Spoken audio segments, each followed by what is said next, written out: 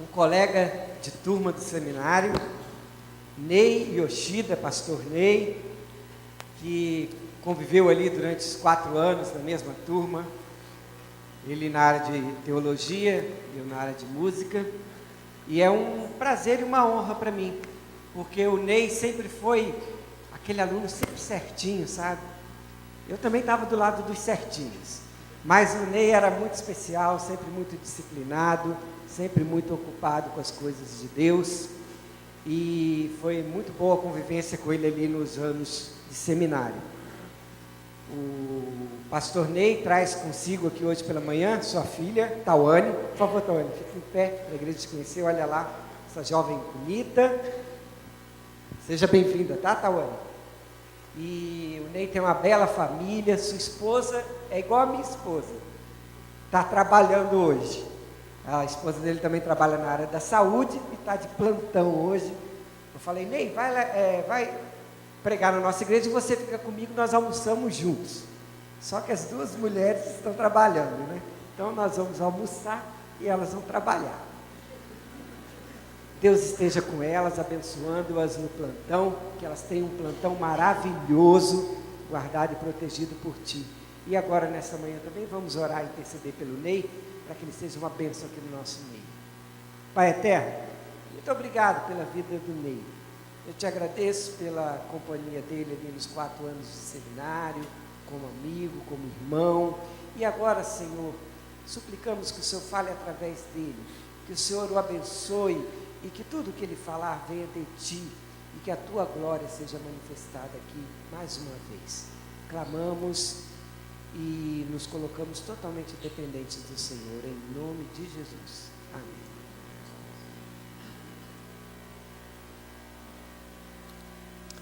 Bom dia, gente. Eu estou muito feliz de poder estar com vocês aqui. Eu estive uma vez aqui nessa igreja, uma reunião da Ordem dos Pastores, mas faz um tempinho, e é a primeira vez que eu participo de um culto aqui com os irmãos. Eu sou natural do Paraná, sou lá da região de Maringá, para quem conhece lá o Paraná. Estudei no Seminário do Sul, né, junto com Rubens, e Deus me trouxe para São Paulo já há alguns anos, para pastorear. Depois eu trabalhei com moradores de rua, na Cracolândia, resgatando meninos de rua, antes de existir a Cristolândia, e Deus nessa época me chamou para um ministério um pouco diferente. Eu sou coordenador e treinador da Universidade da Família, trabalho, né, já há alguns anos ministrando na área de família, e alguns anos atrás Deus então me trouxe de volta para o ministério pastoral, e eu voltei a pastorear, estava pastoreando lá no Espírito Santo, e agora, ouvindo a voz de Deus, mais uma vez, estamos aqui em São Paulo. Eu não sei o que Deus vai fazer, para onde vai me levar, mas eu sei que eu preciso ouvir a voz dEle. E nessa manhã, eu quero convidar você a ouvir a voz de Deus, porque Deus, Ele fala diretamente ao nosso coração, amém? E palavras muito específicas. Deus já fez uma promessa para você? Amém? Todas as promessas de Deus se cumprem, amém? Gente, vocês estão aí? Tomaram café da manhã? Estou esperando o almoço já, né? Todas as promessas de Deus se cumprem, amém? Amém. Vocês não leem a Bíblia não, gente? Que amém, que nada. Quem falou para você que todas as promessas se cumprem? Aonde que está isso na Bíblia? A Bíblia não diz exatamente o contrário em Hebreus? Hebreus 11, se você dá uma olhadinha lá, diz que aqueles, Noé, Abraão, viram as promessas e eles não viram o cumprimento delas. Moisés foi chamado por Deus para tirar o povo do Egito, não foi? Para atravessar e chegar à terra prometida, não é isso? Ele chegou lá? Não. Mas Deus não prometeu para Moisés? Deus não chamou um povo todo do Egito para ir para Canaã? Eles chegaram lá, irmãos? Não. A Bíblia diz que 2 homens foram para lá, Caleb e Josué. Os outros maiores de 21 não foram para lá. E agora?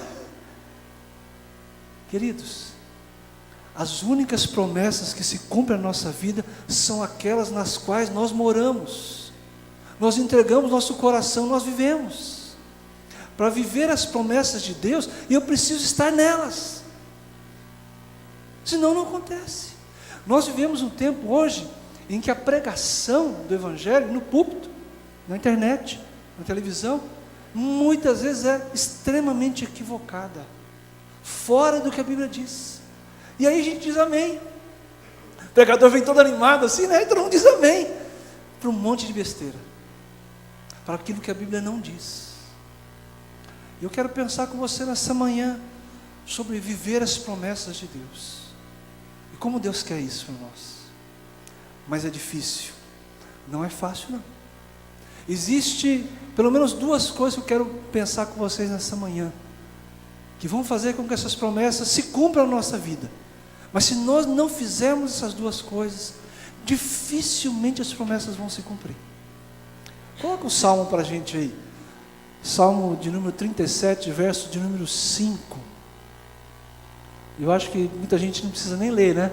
No telão aí. Vocês conseguem falar sem ler? Vamos junto comigo? Entrega.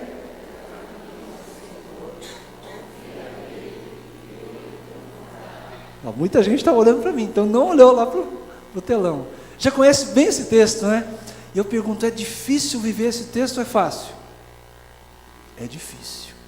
Olha só coisa interessante, a gente quer viver sempre o final das coisas. Então tem gente que quer sair daqui pensando nesse finalzinho. O que diz o finalzinho aí? E Ele tudo fará, ou o mais Ele fará. E eu quero viver isso, você também quer? Mas tem uma dificuldade. Primeiro eu tenho que fazer o quê? Entregar meu caminho ao Senhor e confiar nele. Nessa sequência, entregar meu caminho e aí eu confio em Deus. E é fácil? A Bíblia toda, na verdade, ela fala sobre isso, irmãos. Dificilmente um pastor vai pregar falando sobre o Evangelho, sobre Cristo, sobre o amor de Deus, sem falar sobre confiança e entrega. E nessa manhã eu quero pensar com vocês sobre isso. A Bíblia está cheia de histórias que nos ensinam sobre isso, confiança e entrega.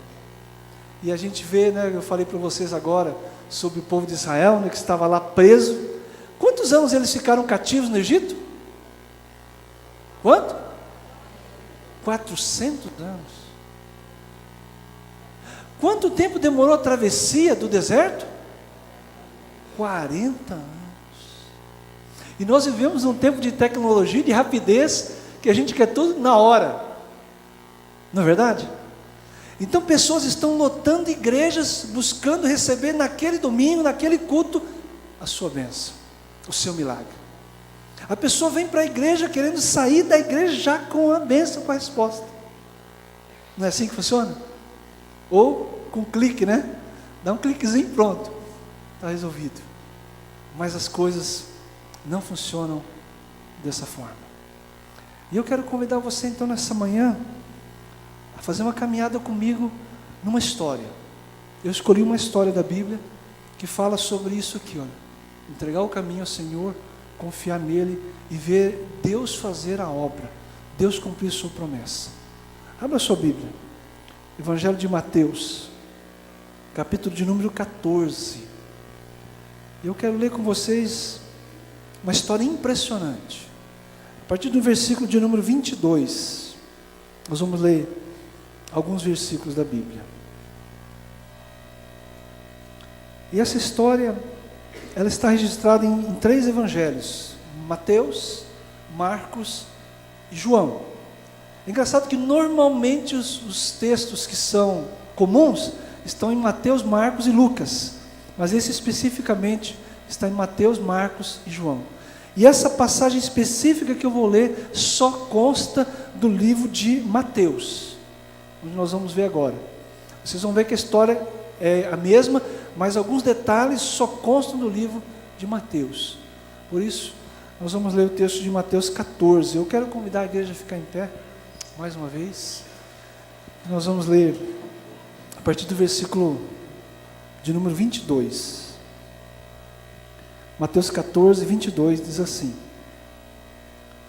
Logo em seguida, Jesus obrigou seus discípulos a entrarem no barco e ir na frente dele para o outro lado, enquanto ele mandava as multidões para casa. Esse texto, irmão, só para vocês lembrarem, vem logo depois da primeira multiplicação dos pães e peixes, tá?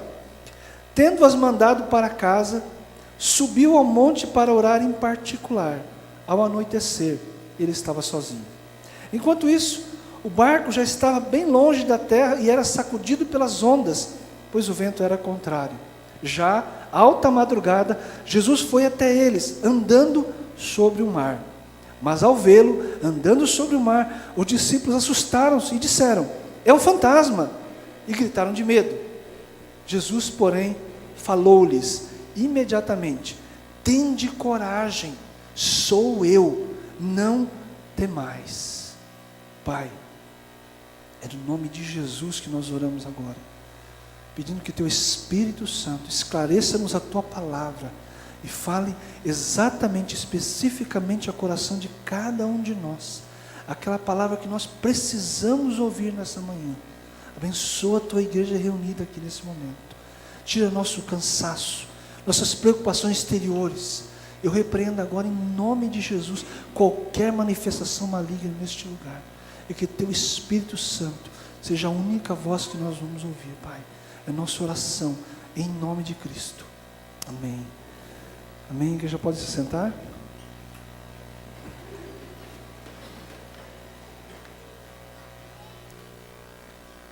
Muito bem.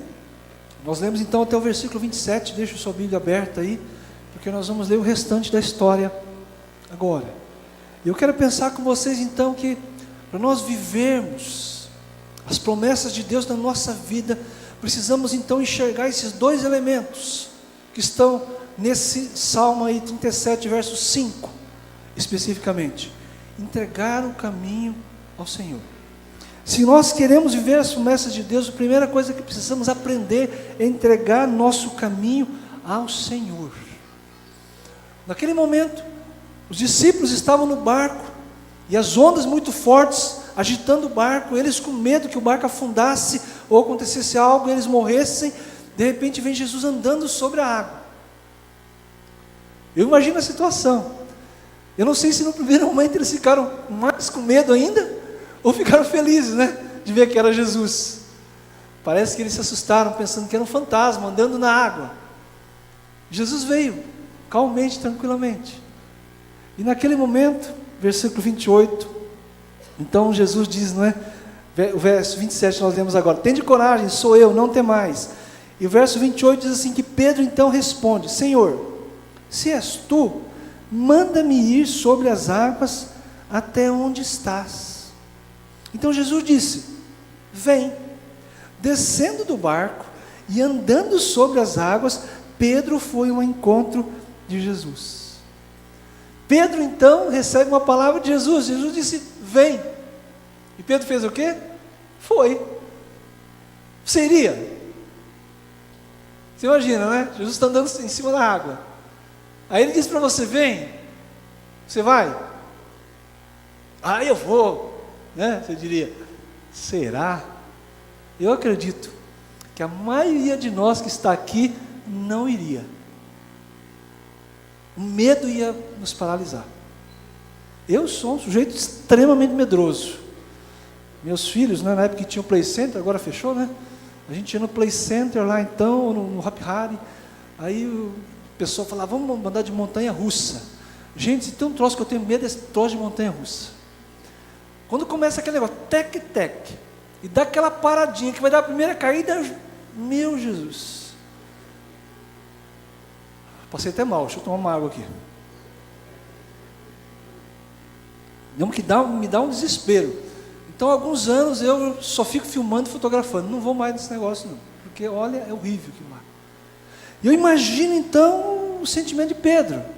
Pedro era corajoso, intrépido, né? Ousado, atirado, e Pedro foi, contrariando as leis da física, contrariando as leis da natureza, ele pegou e foi.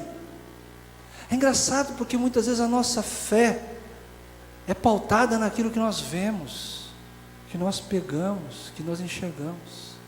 Nós queremos ver uma fé materializada, mas naquele momento Pedro teve que acreditar e se entregar à palavra de Jesus, e foi o que ele fez. Entrega é isso. Entrega, muitas vezes, é interpretada de maneira incorreta na vida da gente. Quando a gente pensa em entrega, a gente pensa, bom, vou dar para Deus, pronto, esqueceu. Eu já vi um pregador falando assim, se entrega para Deus, esquece. O problema agora é dele. Não é mais seu problema, e você entregou na mão dele. É assim mesmo? Será que assim funciona? Por exemplo, você está desempregado. Aí você ora, pronto, não vou falar para ninguém, não vou mandar currículo, vou só esperar o emprego cair no meu colo. Será que vai acontecer? Pode acontecer. Mas na maioria das vezes não. Porque entrega, meus irmãos, na verdade, nesse contexto, exige uma ação, uma atitude, uma mudança na nossa vida. Eu trabalho com casais, irmãos, há muitos anos, eu e minha esposa. E eu sempre falo, uma mudança acontece quando eu decido fazer diferente. Tem marido que reclama da esposa, só que todo dia ele faz a mesma coisa, não vai mudar. A esposa fica lá esperando, meu marido não muda, mas ela também não muda. O casamento não muda. Se vai mudar, é porque tem que mudar primeiro, a começar em mim, né? Como nós cantávamos antigamente. Entrega é uma mudança de atitude. Entrega não é postura de quem fica esperando as coisas, mas é de quem age. Entrega, nesse contexto, implica principalmente em decidir, todos os dias, fazer a vontade de Deus.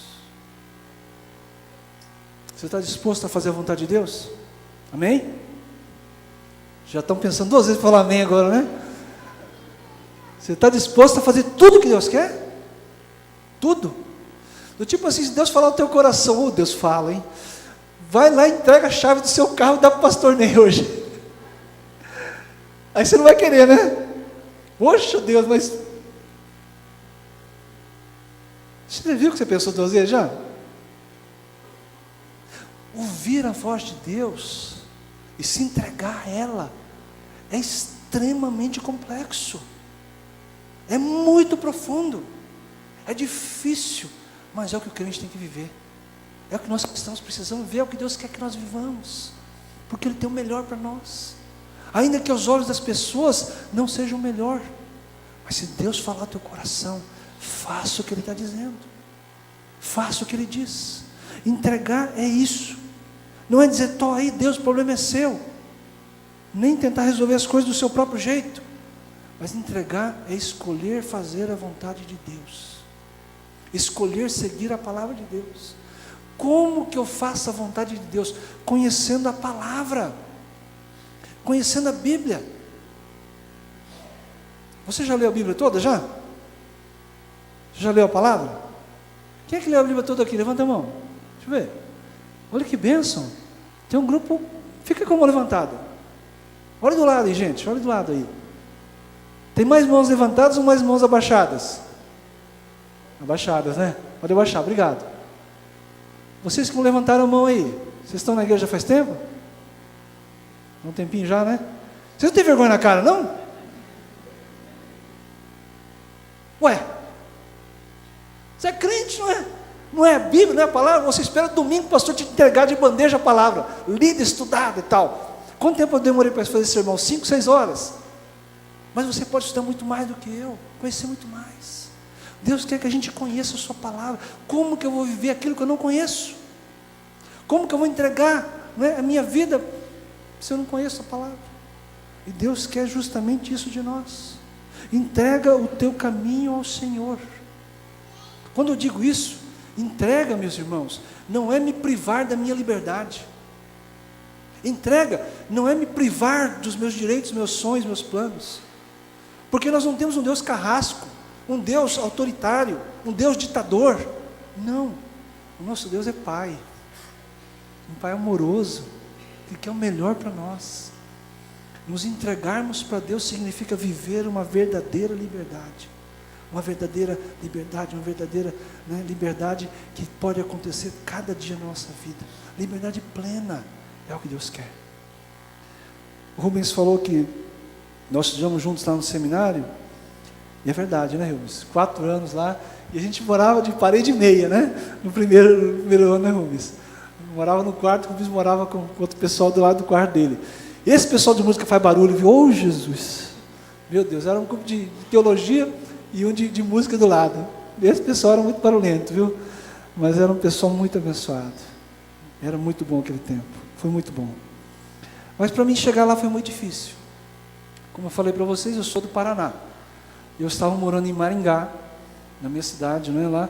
E eu tinha apartamento no meu nome, carro, eu era funcionário da Caixa Econômica Federal, eu era supervisor da Caixa Econômica Federal. E Deus me chamou para o ministério. Na verdade, no dia que eu me converti, Deus já me chamou. E eu não sabia o que fazer, não sabia. E Deus começou a falar ao meu coração realmente o que Ele queria da minha vida. Vocês conhecem a Jocum? Jovens com Missão? Alguém conhece? A pessoa conhece? Tem um pessoal que foi lá em Maringá. Saíram lá de Curitiba, foram fazer um projeto pela Jocum lá em Maringá, e eu conheci esse pessoal. Meus irmãos, me apaixonei. E eu saí daquele dia e falei, eu quero fazer isso aqui. Eu quero ser igual a esses caras. E aí, meu pastor, na verdade, morava em Curitiba, eu morando em Maringá ainda. Viajei para Curitiba e fui falar com ele. Falei, pastor, eu vou para Jocum. Deus me chamou, eu vou ser missionário, né, e tal. O meu pastor olhou para mim, ele falou assim, Ney, é isso que Deus quer para você?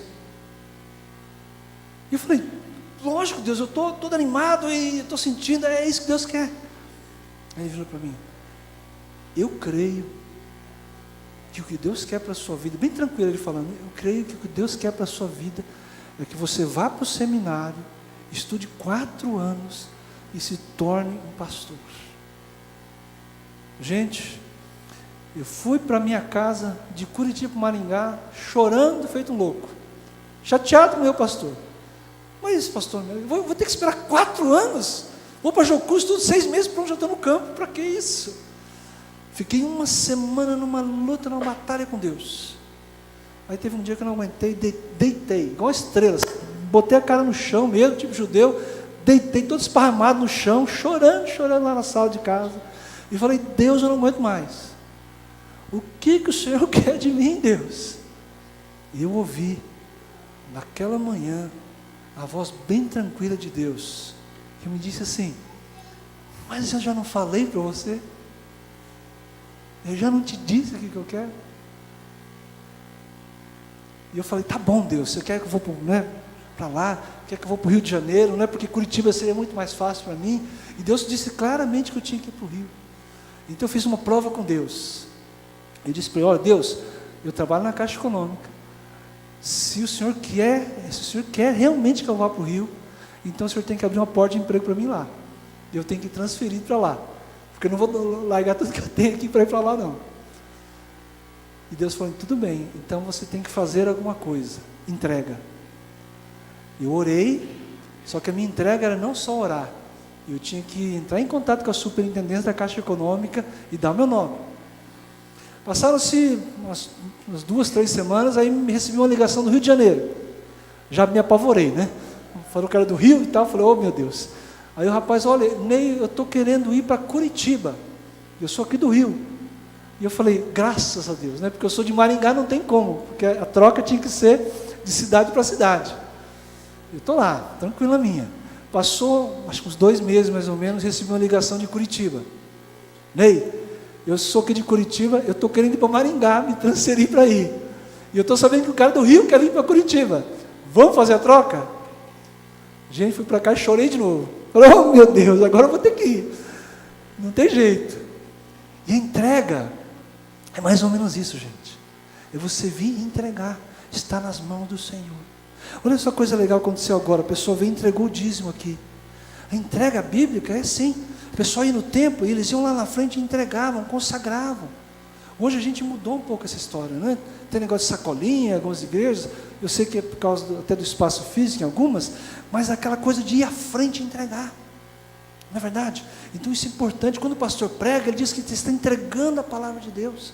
Mas se ele não estudou, se ele não se preparou, se ele não orou, não vai sair nada. Quando um pai vai fazer o casamento da sua filha, ele tem que entregar a sua filha, né? Minha filha, conversei com ela essa semana, falei, um dia eu vou lá entregar a você, espero que demore isso bastante ainda, né? Mas vai chegar uma hora que isso vai acontecer, né? Gente, só um parênteses aqui, ela estava lá ainda estudando lá em Santa Teresa, né, no Espírito Santo, e eu morava em Linhares, 100 quilômetros, né? E ela parece novinha, né, mas já tem mais de 20 anos, tá? Não está preparado para casar ainda, viu, garotos? Aí na volta, no caminho, ela falou assim: pai, eu estou pensando em namorar. Oh, meu Deus! Filho, estou dirigindo, estou dirigindo aqui, você quer me matar do coração? Não pode falar as coisas. E eu estou assim já há um tempo, já me preparando.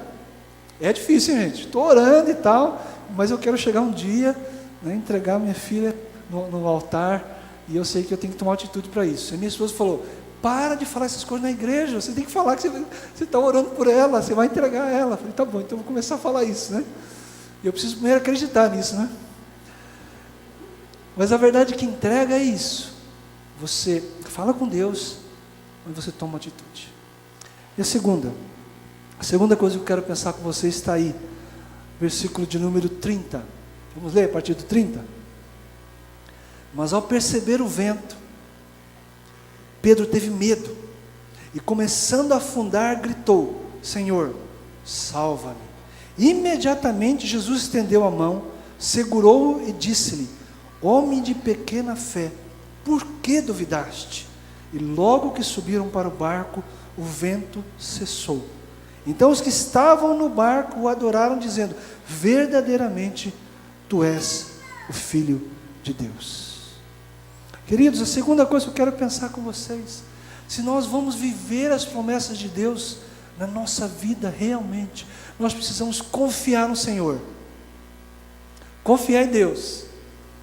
Aí você vai falar: pastor, mas isso eu já sei. A pergunta não é se você já sabe, é se você está vivendo isso.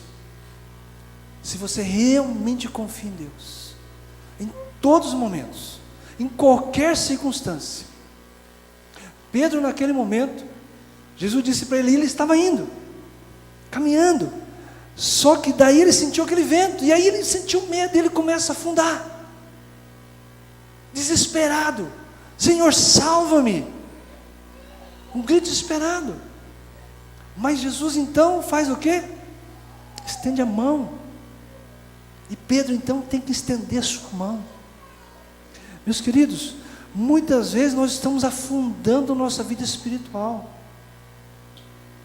As coisas até estão indo bem, no trabalho, na faculdade, na escola, na família, mas muitas vezes a nossa vida espiritual está afundando, e aí a gente não pega na mão de Jesus. Existem circunstâncias que precisam começar a acontecer, mas nós precisamos parar de ter medo. Quando me chamaram para trabalhar com moradores de rua, eu não tinha ideia do que era isso, na verdade.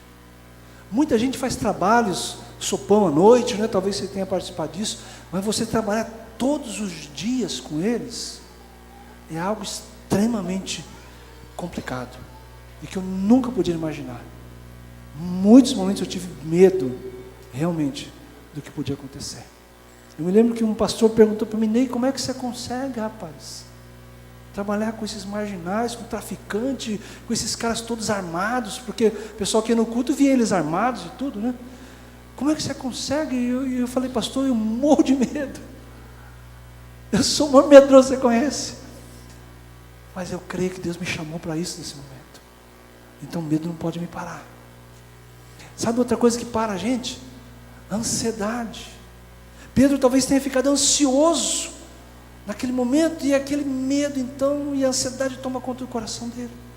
Quantas pessoas já estão ansiosas para ver a mão de Deus, a resposta de Deus? Pessoas estão lotando igrejas em cultos que falam sobre uma bênção, uma libertação, uma cura. Pessoas ansiosas. Queridos, existem vários carrascos da nossa fé, carrascos da fé verdadeira: medo, ansiedade, decepções, frustrações na nossa vida, perseguição, sofrimento prolongado, uma doença que não quer ir embora, um problema na família, alguém dando trabalho dentro de casa.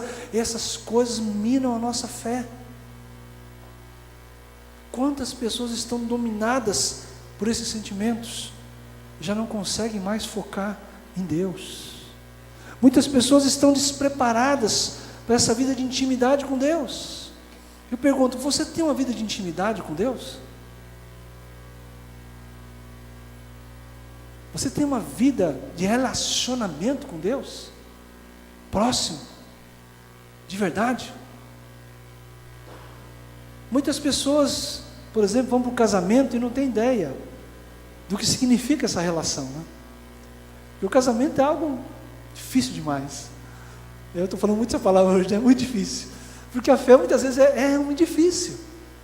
Eu me lembro quando eu casei, então, a minha esposa, ela se aprontava muito rápido na época do seminário. Minha esposa fez o Iber, né? E a gente lá era muito rápido, eu chamava ela para sair, rapidamente ela estava pronta. Casei, aí eu que me aprontava em 10 minutos, tinha que esperar pelo menos 1 hora, né? Para ser bonzinho, né? Às vezes 2. Então eu tinha que, né, acordar antes, pedir para ela começar a se arrumar, senão a coisa complica. Aí vem os filhos, fica mais difícil ainda. Muitas vezes, nós, para conhecer o outro, precisamos realmente caminhar a cada dia, buscando o relacionamento. Para confiar em Deus, então, é preciso conhecer a Deus. E a pergunta é: como é que eu conheço a Deus? Você quer ver um negócio assim? Você está evangelizando alguém, falando de Jesus para alguém. Como é o meu caso, eu conheci Jesus com 22 anos. Aí o sujeito que me evangelizou e falou assim: entrega a sua vida para Jesus. Legal, né? A gente usa muito isso. A minha pergunta foi assim: como que entrega a vida para Jesus? Aí ele falou: não, você tem que entregar seu coração para Cristo. Eu perguntei: mas como é que entrega coração para Cristo? Eu quero fazer isso. Você saberia explicar? Como é que entrega? Então nós temos alguns termos que a gente usa normalmente e nem sabemos explicar para os outros. Isso é complicado. Como que eu conheço a Deus? Aí você vai falar para mim: pastor, é ler a Bíblia, faz parte, né? É orar, faz parte. Mas eu diria que tem muito mais. É viver experiências com Deus, de fé. É você orar realmente e ver a mão de Deus. Quem já passou por isso? Já orou, pediu um milagre, uma bênção e Deus realizou? Amém. Isso vai fortalecendo a nossa fé. Tem pessoas que estão a vida toda na igreja e nunca tiveram uma experiência de fé. Meus irmãos, não estou falando aqui para ver bolas de fogo, Deus escrevendo no céu, nada disso não. Mas é experimentar a fé verdadeira. Sair da caixinha, do seu quadrado, experimentar uma vida de fé verdadeira. Falar com Deus e ouvir Ele responder. A Bíblia diz que naquele momento em que Pedro se desesperou, ele gritou: salva-me! E Jesus então estende a mão, e Pedro então estende a mão. Por quê? Por que Pedro estendeu a mão para Jesus? Porque ele confiou em Jesus. Ele confiou que aquele cara que estava andando em cima da água poderia sustentá-lo. Olha que coisa louca. Então ele vai, estende a sua mão. Jesus nessa manhã está andando sobre a água, passando aqui perto de você, dizendo: estenda a sua mão para mim, e eu vou salvar a tua vida, e eu vou mudar a tua vida, e eu vou abençoar, e eu vou cumprir a promessa que eu fiz para você. Mas você tem que sair do teu lugar, estender a mão, ter fé, que não é tão fácil. Pedro confiou em Jesus. O que é confiar em Jesus? Eu vou te dar 2 exemplos aqui. Eu morava em Pompeia, perto de Marília, onde fica a Universidade da Família, e naquele tempo eu era o secretário executivo do ministério, viajava pelo Brasil todo.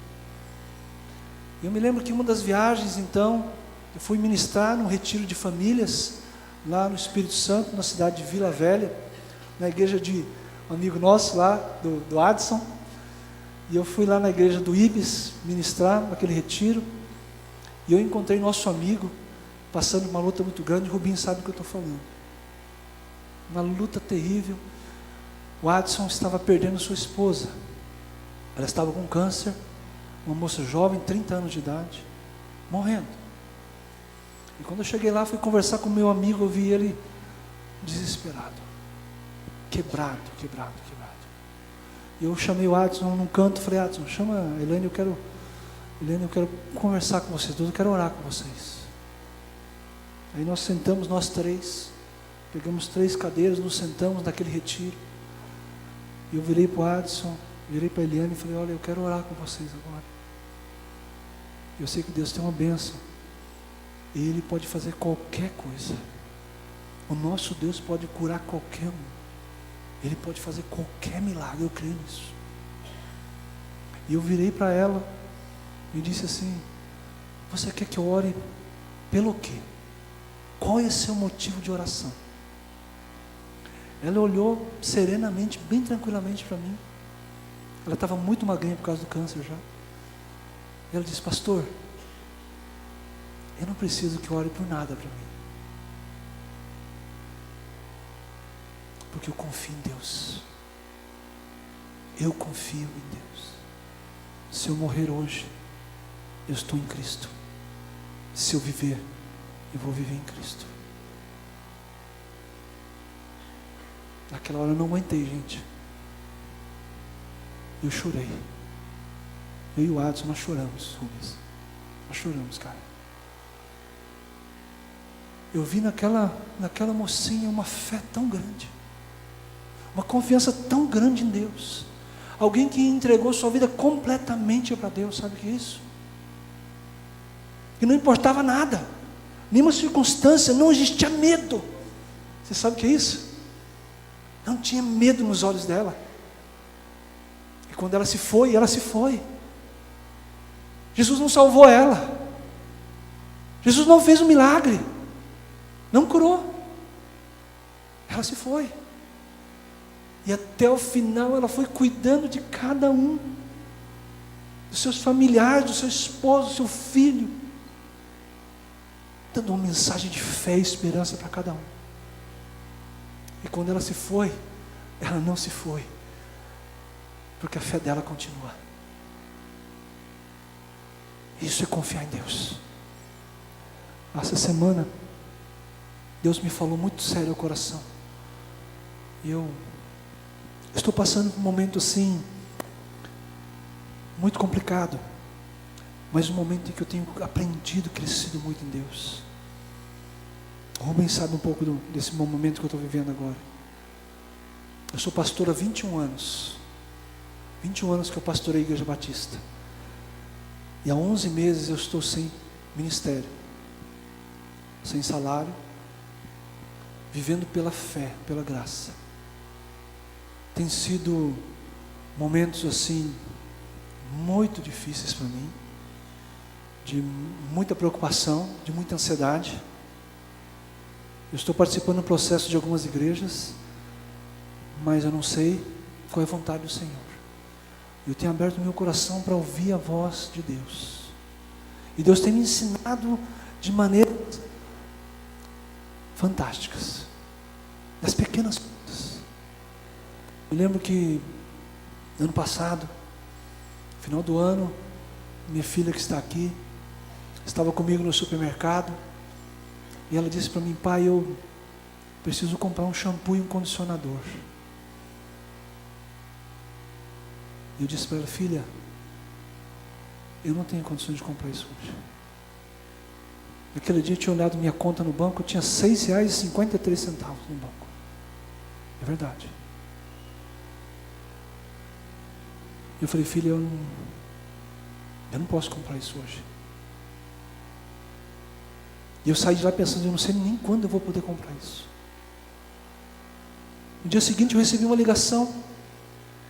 Um líder de uma igreja, lá de Vila Velha, veio fazer um trabalho em São Paulo, na Lapa, me ligou e falou: pastor Ney, eu estou ligando porque o seu amigo, né, que é meu pastor, pediu para eu ir na sua casa e te levar um presente.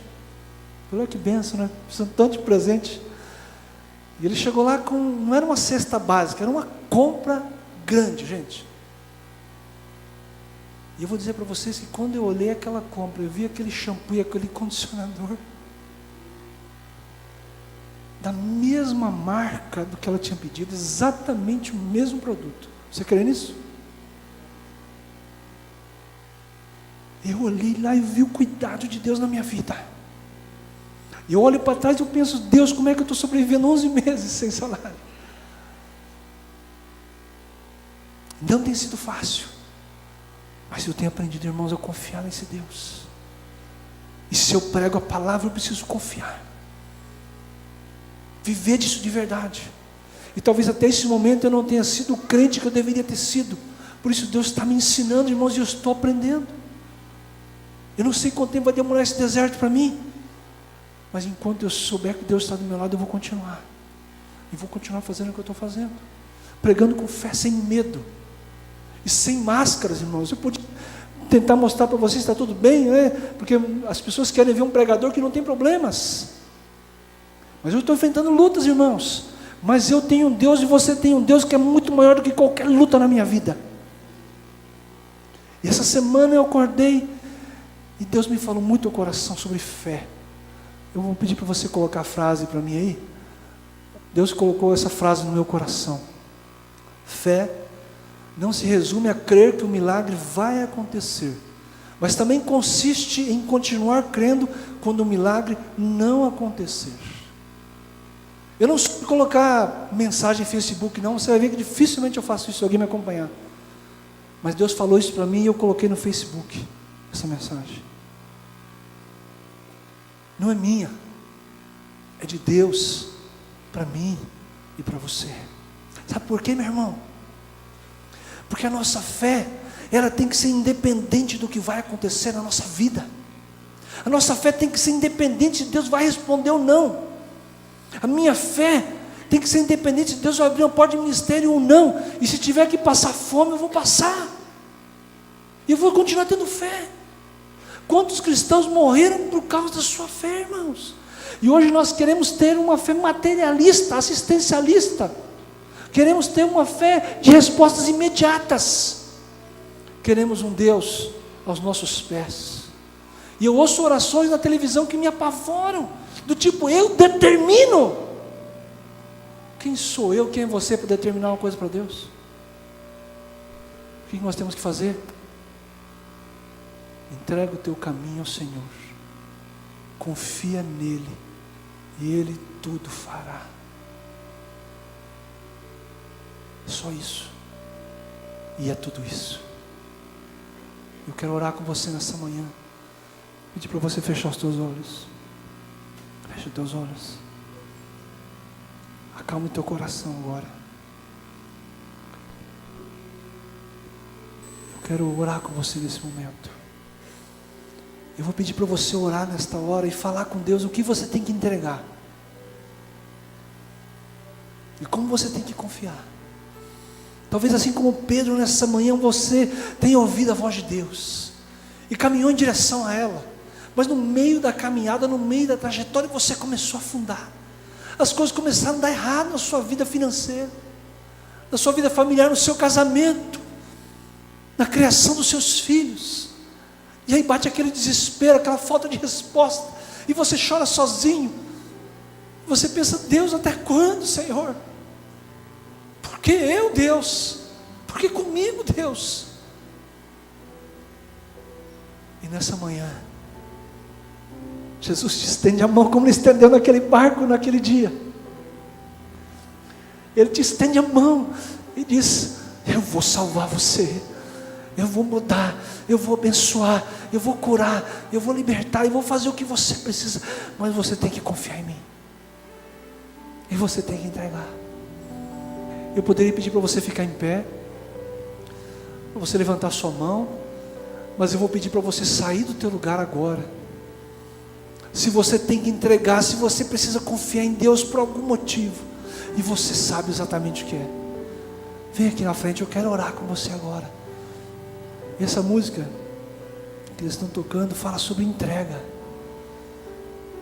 Pode sair do seu lugar, pode vir aqui. Eu vou descer aqui porque eu quero entregar também a minha vida, a minha família, minhas lutas na mão do Senhor. Se você tem algo a entregar, alguma pessoa para entregar, alguma circunstância, sai do teu lugar. Você pode estar em cima e pensar: mas é difícil, eu vou ter que descer. Eu espero você. Pastor, faz diferença se eu entregar sentado? Faz sim, porque entrega, ela pede mudança, ela pede atitude, pede que você saia do seu lugar, que você se humilhe, que você venha na direção de Deus. E esse púlpito é como se Deus realmente estivesse aqui, não é? Para falar para você.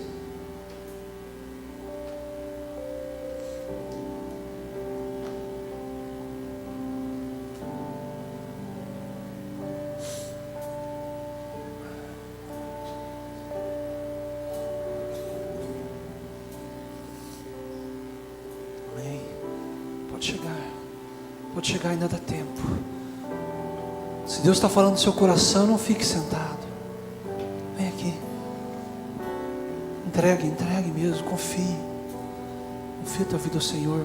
Se você sabe de alguém que está aí no banco, está precisando de oração, pegue na mão dessa pessoa, traga ela, fala, vamos lá juntos. Você está com vergonha? Venha que eu vou com você. Vem, entregue. Vou pedir para vocês abrirem os olhos e olhar para mim um pouquinho aqui. Depois eu vou orar com vocês, amém? Vida de pastor não é fácil não, tá? Vocês já perceberam isso, né? Eu estava pastorando ainda em São Paulo, na Zona Sul. E num outro momento, numa outra circunstância, eu estava numa outra igreja. Deus disse para mim sair da igreja. E eu saí. Como eu fiz agora. Sem ministério, sem emprego, sem nenhum tipo de sustento. Eu saí. Deus falou claramente, Ney, sai daí. Eu saí. Eu confiei nele. E uma semana estava muito difícil. Só tinha arroz, feijão e farinha em casa. E eu só almoçava para os meus filhos poderem comer à noite. Estava uma luta. E eu então peguei o último dinheiro que eu tinha para procurar emprego. Peguei então, paguei aquele passe do trem, né?